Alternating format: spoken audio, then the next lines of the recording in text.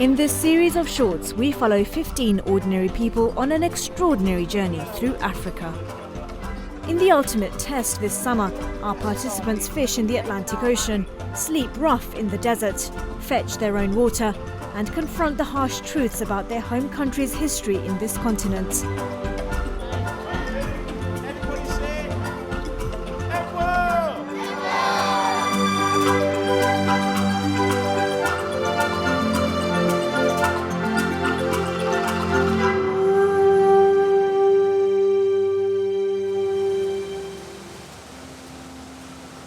On a hot afternoon, our team's heading on a short ferry ride towards Gorée Island. It's just over a mile off the coast of Dakar. Beneath the colonial architecture and brightly coloured flowers that adorn Gorée lies a dark and shameful history of abuse, persecution and slavery. You see, an estimated 20 million Africans are thought to have passed through the island between the mid-1500s and the mid-1800s. The island was ruled in succession by the Portuguese, Dutch, English and French. For each houses have their own reservoir. That time, many rats and parasites used to die. As they walk around, our volunteers are surrounded by Gorée's distinct architecture that's characterized by the contrast between the shuttered windows and balconies of the elegant slave master's upper floor residence and the grim and claustrophobic slave quarters on the ground below. At the heart of Gorée is the last surviving House of Slaves, an 18th century prison built by the Dutch. The cells measure 2.6 meters square and would have contained up to 20 adult men, seated with their backs up against the wall, chained around the neck and arms. There were special cells for children, and the mortality rate in these were exceptionally high. The house's back door, which has become known as the Door of No Return, looks out onto the Atlantic Ocean.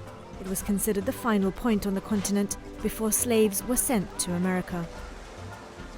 I think we have to put into perspective that slaves didn't come from Africa.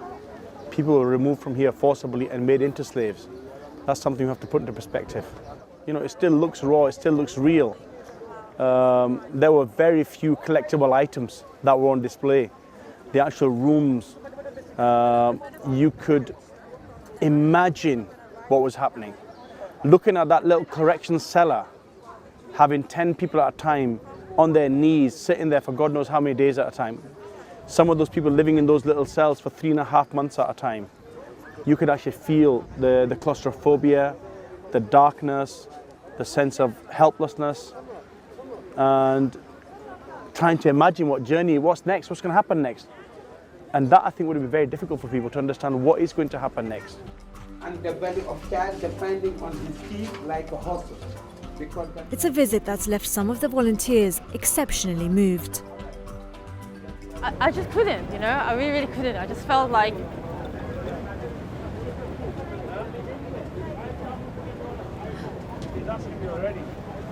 I always say that I'm proud to be British, but with that comes a level of responsibility for what happened. It just kind of saddened my heart to just think what went on there. There was so much injustice, and I think it's a huge lesson for us and for the people of Africa. In February 1794, during the French Revolution, France became the first nation in the world to outlaw slavery. The slave trade from Senegal came to a stop, but Gorée's horrors have been left for visitors to see, in the hope that they might shed some light on the kinds of human rights abuses we can associate with slavery today.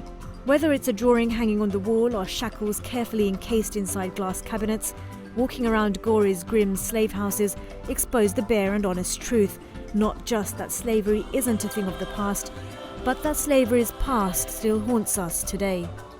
Slavery is a word, right? It comes in many, many forms. So I think there's slavery still to this day.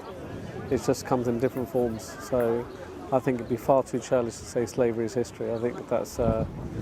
I think modern slavery in a way is worse than it was 300 years ago.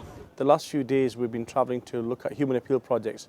Today it was important to take a detour to Gorée Islands, so the participants would actually reflect upon how, when entire resources and manpower is stripped and pillaged of a nation, that people do unfortunately end up in situations where they need a helping hand.